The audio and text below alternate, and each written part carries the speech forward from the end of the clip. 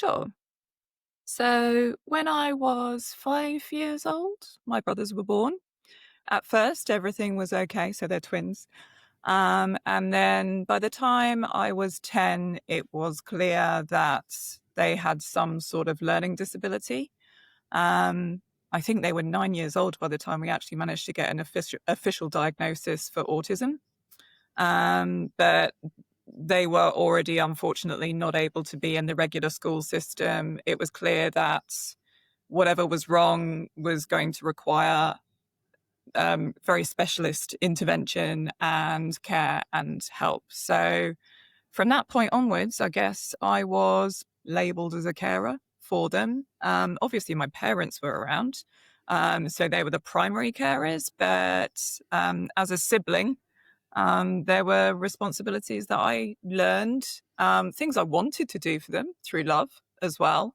And as I alluded to, my fascination with communication, I think that's where I learned at a very young age advocacy. So I was constantly thinking to myself, oh, what do they need? What could they want? What is their experience in the world? What are they rallying against? What is this meltdown about? What can we do to make things better for them? And so then you became a carer, which is something which happens, at home, essentially. That's Mhm, your home life. You're a carer now for your brothers, but you're also going to work still. So you're now not just a carer at home, but you're a mhm. carer in the workplace.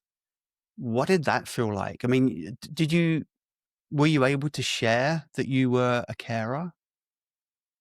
Um, so I think important to say that while it was always a part of my identity, while I was younger and my parents were younger, then the demand on me was less. So there was obviously emotional turmoil sometimes, and there were conversations to be had as a Hmm. family, but it was quite easy for me to separate that out from work.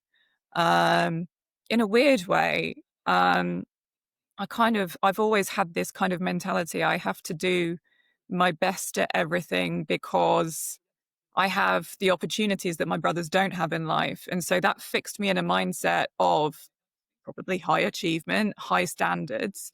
And it, like I say, the needs and the demands on me were manageable. We did manage to get them into a special needs education system. And yeah, my parents had the capacity to share the load between them as well, as you would expect.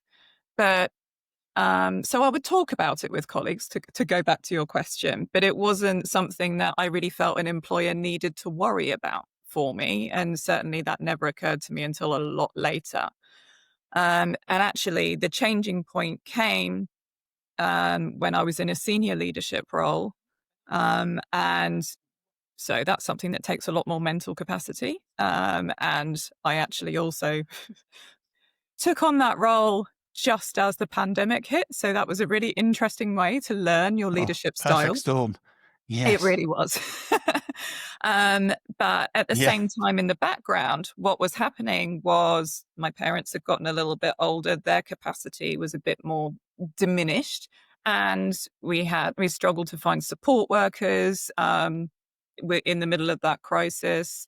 And my brothers also had their own health complications start to crop up as well. So basically, everything happened at once. And for a time, I could manage. And actually, I will say that I had a lot of support from my employer. I think it took me about 2 years to have a conversation of this is pretty hard. This is what's been going on. Hmm. And that was the first time I requested flexible working to be able to separate work and caring better. And that was granted, and that was wonderful. Um, and I thought that that would potentially, I thought it would be sustainable. I thought things would get better, maybe naively.